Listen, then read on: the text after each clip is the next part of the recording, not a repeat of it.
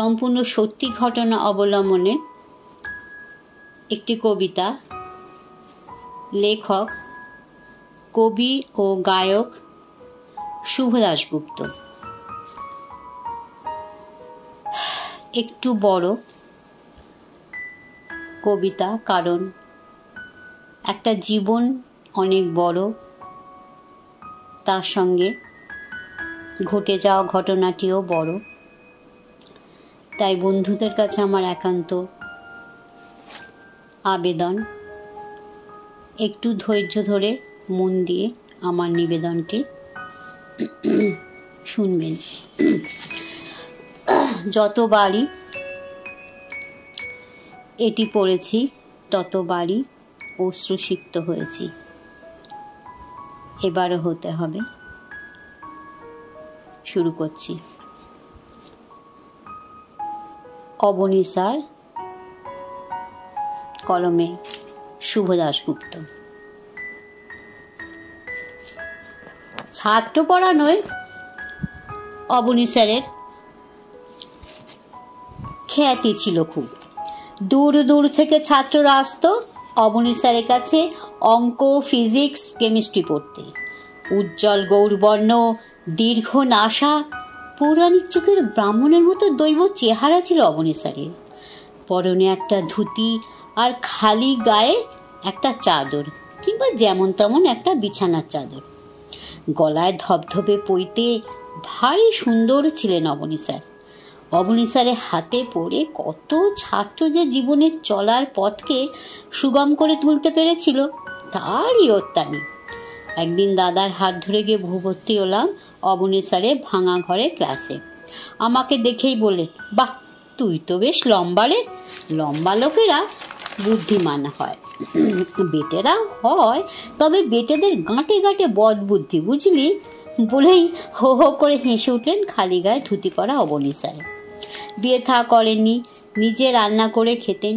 পাণ্ডিত্যের জন্য তার খ্যাতি ছিল, কিন্তু খ্যাতি অখ্যাতির কোনো তোয়াক্কা কোনো দিনই করতেন না। বলতেন, যার যা কাজ সেটা ঠিক মতো করাটাই ধর্ম। গাছের কাজ ছায়া দেওয়া, ফুল ফল দেওয়া, মৌমাছির কাজ মধু জমানো, আমার কাজ ছাত্রগুলোকে মানুষ করে তোলা।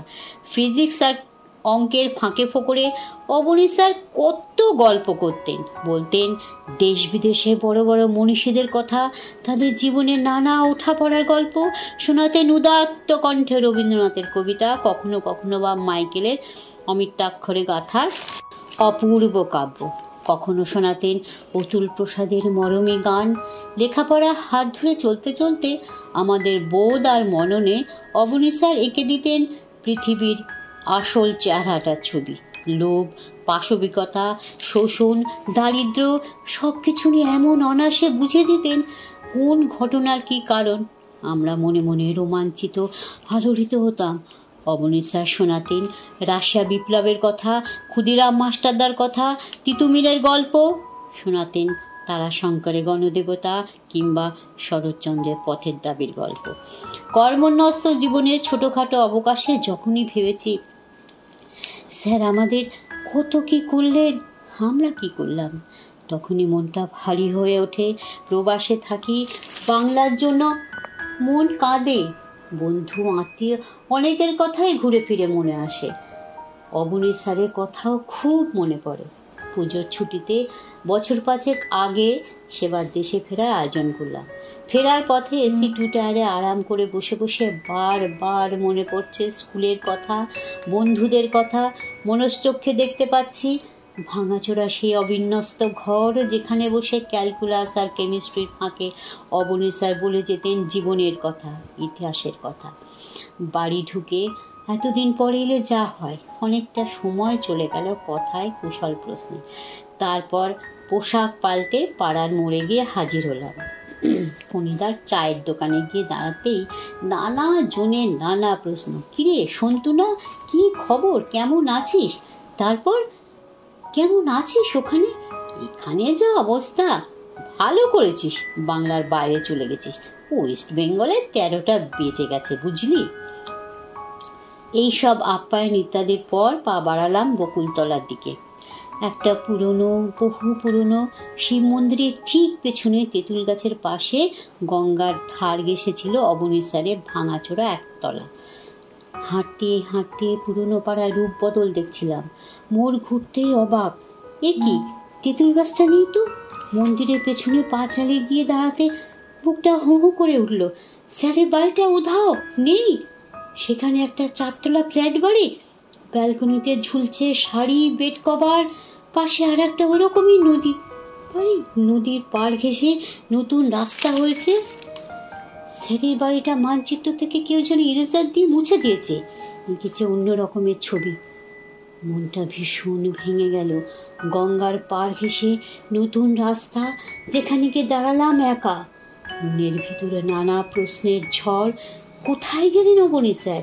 কি হলো তা সেই ভাঙাচোরার জীর্ণ বাড়িটার, যা আমাদের কাছে মন্দির মসজিদের চেয়েও বড়? ছেলেবেলার বন্ধু অপূর্বর সঙ্গে দেখা হলো। আমাকে দেখে থমকে দাঁড়ালো। শুনতো না, কি রে, কি খবর? কতদিন পরে দেখলাম তোকে, কেমন আছিস? চেহারাটা অনেক বদলে গেছে তো। এ কথা সে কথার ফাঁকে অপূর্বর কাছে জানতে চাইলাম স্যারের কথা। ও পড়তো অবনীশ স্যারের কাছে। দীর্ঘশ্বাস ফেলে হাতের বাজার করা ব্যাগটা মাটিতে নামিয়ে অপূর্ব বলল, সে অনেক গল্প, লম্বা কাহিনী। সন্তু, তুই প্রায় বছর 20 বাইরে চলে গেছিস। এদেশের হাল হকিকত এই 2 দশকে কত যে বদলে গেছে, হয়তো কিছুই খোঁজ রাখিস না। বাইরের চেহারাটা শুধু নয়, মনে মনেও পাল্টে গেছে এই মফস্বলের ছোট্ট শহর।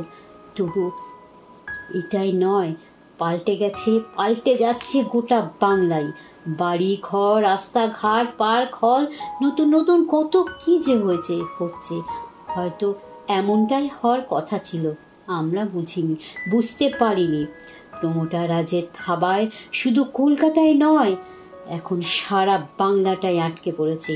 নেতা মন্ত্রীরা বলছেন প্রগতি, আমরা হাড়ে হাড়ে বুঝছি কেমন করে বাংলাটা বাঙালিদের হাতের বাইরে চলে যাচ্ছে। আমরা আর কোথাও নেই রে সন্তু, না বাণিজ্যে, না ব্যবসায়, না চাকরিতে, না উৎসবে, না আয়োজনে। যাদের টাকা আছে অঢেল, তারা কেমন অনায়াসে সাম্রাজ্য গড়ছে আমাদের বুকের ওপর দিয়ে। এখানে 2-4 দিন থাক, বুঝতে পারবি। স্যারের বাড়িটা তো জানিস দারুণ জায়গা ছিল। এই গঙ্গার বাঁকের পাড়ে চারিদিক খোলা, এমন লোভনীয় জমি, লোভ তো হবেই। একসময় শুরু হলো স্যারের জমিটা কিনে নেওয়ার জন্য চাপাচাপি। স্যারকে তো জানিস, এক কথায় না বলেছিলেন 4 পুরুষের ভিটে আমার, কোটি টাকাতেও হাতছাড়া করবো না। টাকা নিয়ে কি করব আমি? একা মানুষ, সপাকাহার করি, পড়াশুনো ছাড়া আর কোনো টান নেই জীবনে। কি হবে বাড়ি বেচে? তাছাড়া যাবই বা কোথায়?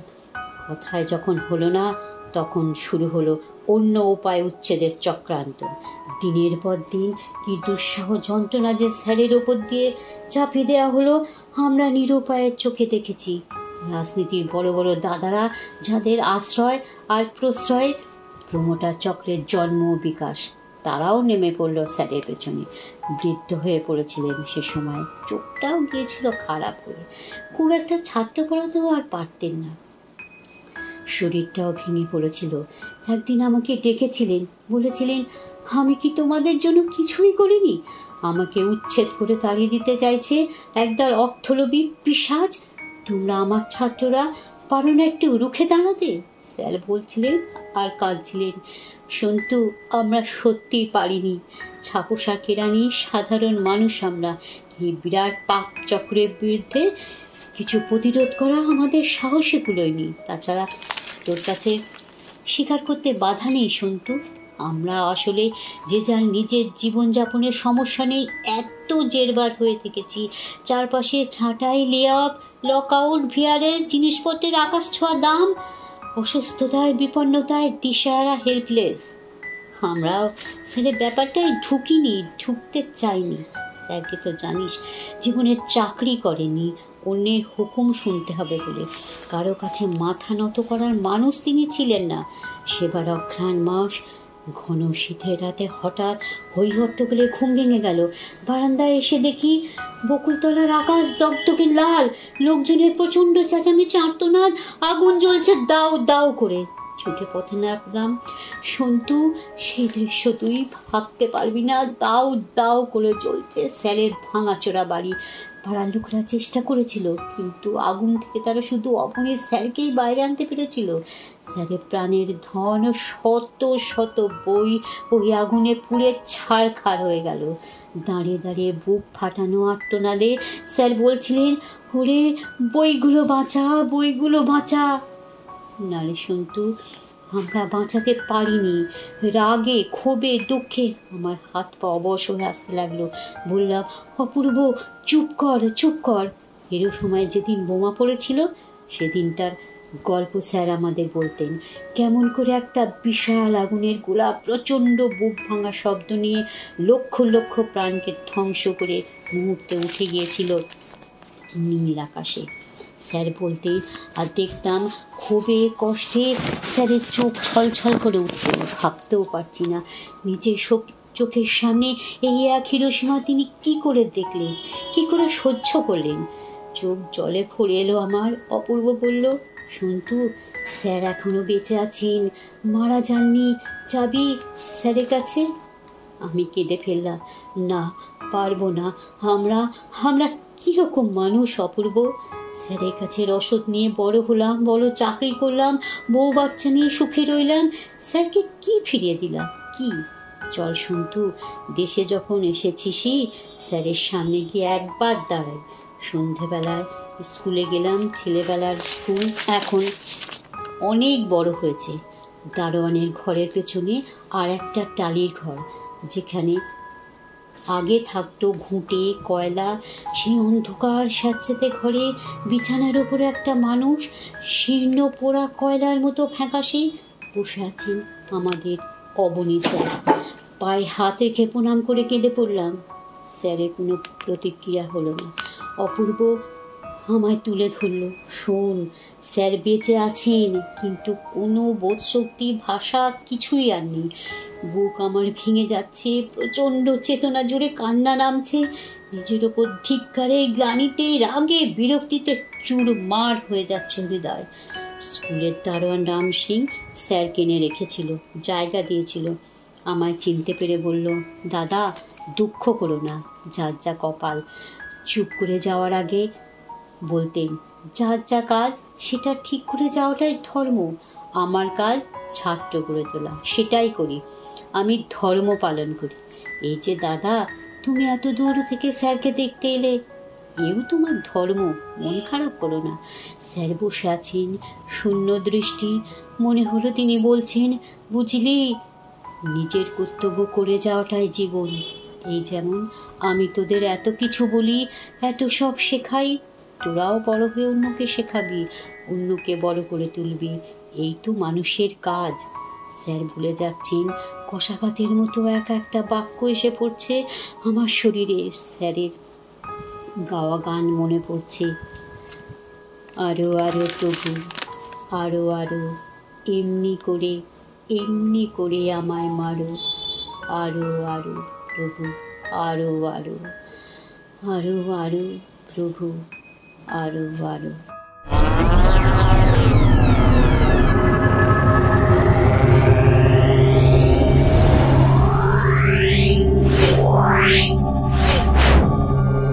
Yeah.